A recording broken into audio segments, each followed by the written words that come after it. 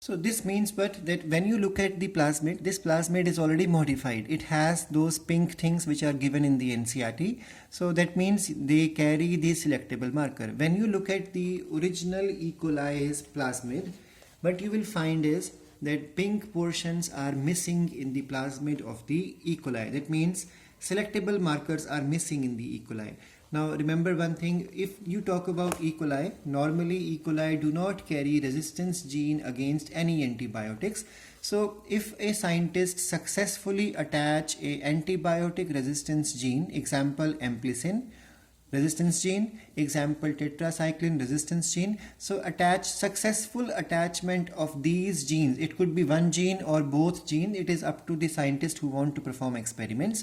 So when a scientist successfully attaches a antibiotic resistance gene, then you will call it as a transformation. Successfully attachment of a plasmid with the selectable marker. Why selectable marker? Because this is a marker. It gives us the idea whether amplicin resistance gene is present or is absent. Imagine that the scientists try to make a cut and insert this alien piece of DNA here, and if the scientists fail to join, then you will call it as a non-transformant. So this means that in addition to the ORI, vector requires a selectable marker which helps in identifying and eliminating the non-transformants and selectively only permitting the growth of the transformant. So what is transformant here? The vector or a plasmid of E. coli in which successfully selectable marker has been inserted. So transformation is a procedure through which a piece of DNA, here the DNA is what? Amplicin resistance gene, is introduced into the host bacterium. This is the plasmid of bacterium. Normally these genes are the antibiotic resistance gene. Now the next thing, if it successfully attach here, you will call it as successful process of transformation. And now when this plasmid is returned back into the E. coli, you will call the E. coli as transformant. If does not attach here, you will call it as non-transformant. I hope this point is clear. So selectable marker help us to separate the, let me read again, the gene that helps in selecting those hosts that carry the transformed plasmid are called as transformant, and then eliminating those which are non-transformant. How? Because the moment, see, the thing is, you cannot see the DNA, you cannot see attachment is successful or not. The only thing you can do is allow the plasmid to make a cut, and after cutting you insert this alien DNA of antibiotic resistance, and then again you wait because you cannot see whether the DNA is joining successfully or not. So how to make out that joining has taken place? You add antibiotic in the medium. If you add the antibiotic, let's understand again from the picture. If you successfully attach this gene, then now if you attach, that means you don't know whether attachment has taken place or not. Take this plasmid, insert into E. coli. Now this E. coli is made to grow in an experiment medium which carries amplicin.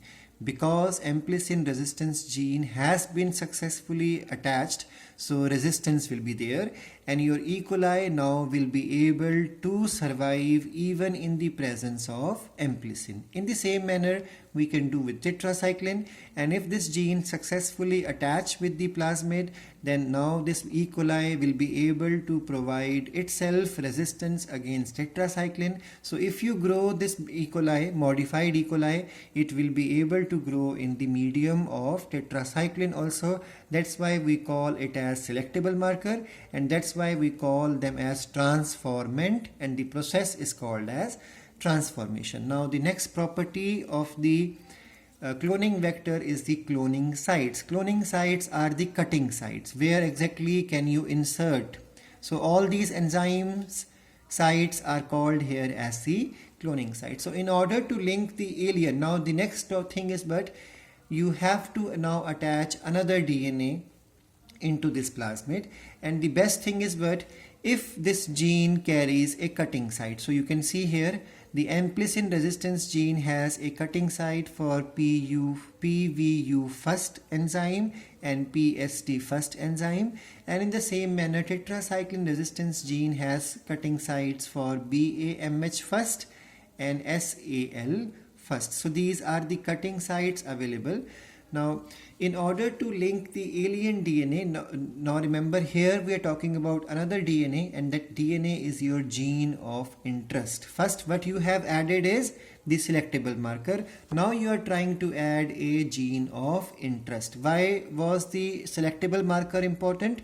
Because it helps us to understand whether transformation has taken place or not, because otherwise all bacteria will look similar to you, and then you won't be able to distinguish between any change in the bacterium. Now next is what cloning sites. So in order to link the alien DNA, vector should have very few, and the best thing is preferably just single cutting sites for a commonly used restriction enzyme. Here you can see every enzyme is mentioned only once.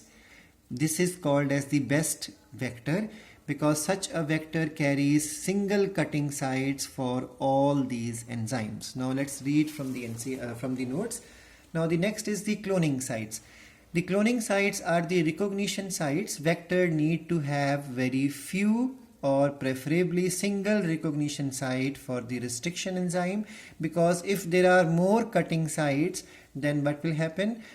Presence of more cutting sites will complicate the cloning process, because you won't know where your piece of gene of interest has gone and attached. Like, let's see from the here. Imagine that there is a cutting site of E core first here as well as here. So now what will happen? The enzyme may go and cut here, the enzyme may go and cut here, and if the cut is made here, then the gene may go and insert here, or the gene may go and insert here. Now this will create problem with whether it has successfully attached or not, because what we want is that the gene of interest should go and attach into the selectable marker. This is our interest. We want to make it clear whether successfully gene of interest is inserted, so it should go into the selectable marker. That means selectable marker should carry the cloning sites for the restriction enzymes.